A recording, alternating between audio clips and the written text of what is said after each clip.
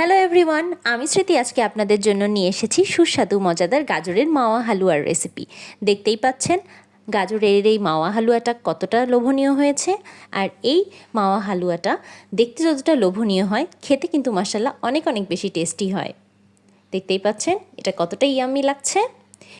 গাজরের মাওয়া হালুয়ার জন্য আমার লাগবে দুটো গাজর। আমি প্রথমে দুটো গাজরকে ভালো করে সুন্দর করে ছিলে ওয়াশ করে নিয়েছি। এখন এটা চাকুর সাহায্যে এর মাথাটা আর পিছনের অংশটা কেটে বাদ দিয়ে দেব। এখন গাজরের সিজন চলে এসেছে, তাই আপনারা ইজিলি এই গাজরের মাওয়া হালুয়াটা বাড়িতে একবার করে খাবেন।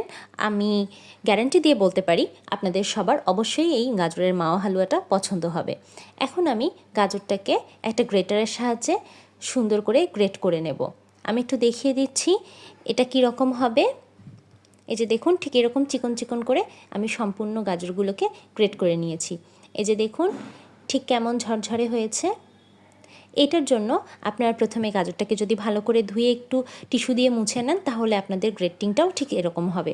এখন কড়াইতে একটা প্যান নিয়ে নিয়েছি, তার মধ্যে আমি দিয়ে দিলাম 1 টেবিল চামচ পরিমাণের ঘি।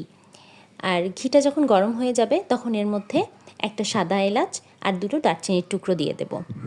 এটা যখন একটু গরম হয়ে আসবে তখন এর মধ্যে দিয়ে দেব গ্রেট করে রাখা গাজরগুলো।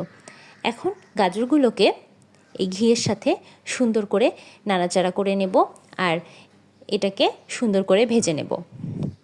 এই প্রসেসটা কিন্তু খুবই জরুরি।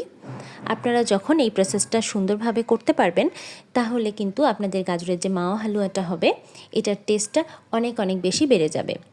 এই সব পর্যায়ে আপনারা গ্যাসের ফ্লেমটাকে একদম লো করে রাখবেন আর লো হিটে একটু সময় নিয়ে নেড়ে চেড়ে আপনারা গাজরটাকে ভেজে নেবেন। এই পর্যায়ে গাজরটা ভাজা যতটা সুন্দর হবে, আপনাদের গাজরের মাওয়া হালুয়ার স্মেলটাও ততটাই সুন্দর হবে। যখন ভাজা হয়ে যাবে তখন আমি 1/2 কাপ পরিমাণের একদম ফুল ক্রিম গরুর দুধ দিয়ে দিচ্ছি। 1 মিনিট ঢেকে রান্না করে নেব। তারপর আবার আমি লো হিটে 2 থেকে 3 মিনিটের জন্য রান্না করে নেব ঢাকনা দিয়ে। 2 থেকে 3 মিনিট পর ঢাকনা উঠিয়ে দেখব যে একদম দুধের বলক চলে এসেছে। এখন একটু নাড়াচাড়া করে মিশিয়ে নেব আর সেম প্রসেস ফলো করে আমি আবার 2-3 মিনিটের জন্য এটাকে ঢাকনা দিয়ে রান্না করে নেব। ঢাকনা তুলে দেখতে পাবো যে একদম দুধটা প্রায় শুকিয়ে এসেছে। এই দুধটাকে আমি এখন নাড়াচাড়া করে রান্না করে নেব আর দুধটা একদম শুকিয়ে আসা পর্যন্ত অপেক্ষা করব। এই যে দেখুন গাজরটা একদম সিদ্ধ হয়ে যাবে। যেই পর্যায়ে দেখব দুধটা একদম সরের মতো উপরের দিকে আসছে, এই সরটাকে আমি আস্তে আস্তে করে সরটা গাজরের সাথে সুন্দর করে মিলিয়ে নেব। যখন দুধটা দেখব শুকিয়ে আসছে, সেই পর্যায়ে দিয়ে দেব 2 টেবিল চামচ পরিমাণের চিনি। চিনি দেওয়ার পর একটু দুধটা লিকুইডই হয়ে যাবে আর একটু পানি ছেড়ে দেবে। এই পানিটা চিনির শিরা, এই পানিটা শুকিয়ে যাওয়া পর্যন্ত বারবার নেড়েচেড়ে সুন্দর করে মিশিয়ে নেব। যখন দেখব একদমই সম্পূর্ণটা শুকিয়ে এসেছে, ঠিক সেই পর্যায়ে বুঝতে পারবো আমাদের গাজরের মাওয়া হালুয়া একদমই রেডি। এই যে দেখুন তৈরি হয়ে গেল আমাদের সুস্বাদু মজাদার গাজরের মাওয়া হালুয়া।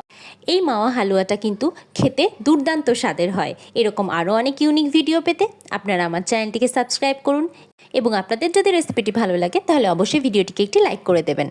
আর এই রেসিপি ফলো করে আপনারা যদি বাসায় গাজরের মাওয়া হালুয়া বানান, তাহলে অবশ্যই আমাকে কমেন্ট করে জানাতে ভুলবেন না রেসিপিটি আপনাদের কাছে কেমন লাগলো। এখন গাজরের ভরা সিজন চলছে আর এই গাজরের সিজনে আপনারাও কিন্তু চাইলে মাওয়া ছাড়া বাড়িতেও এভাবে দুধ দিয়ে গাজরের মাওয়া হালুয়া বানিয়ে ফেলতে পারেন। ভিডিওটি দেখার জন্য থ্যাংক ইউ এভরিওয়ান। ভালো থাকবেন সবাই। আল্লাহ হাফেজ।